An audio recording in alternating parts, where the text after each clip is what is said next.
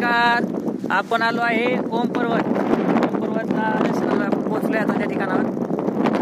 मस्त वार लागतोय, भरपूर हवा वाहते आणि भरपूर असं थंड हवा आहे. एकदम मस्त वाटतंय, आनंद वाटतोय. महादेवाला पाण्यासाठी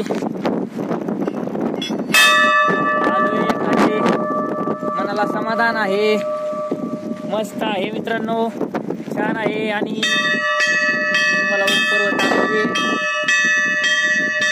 बघू शकता. मी तुम्हाला ओम पर्वत दाखवतो, तुम्ही बघा, दर्शन घ्या. हा बघा मित्रांनो, ओम पर्वत दिसत आहे, हे बघा.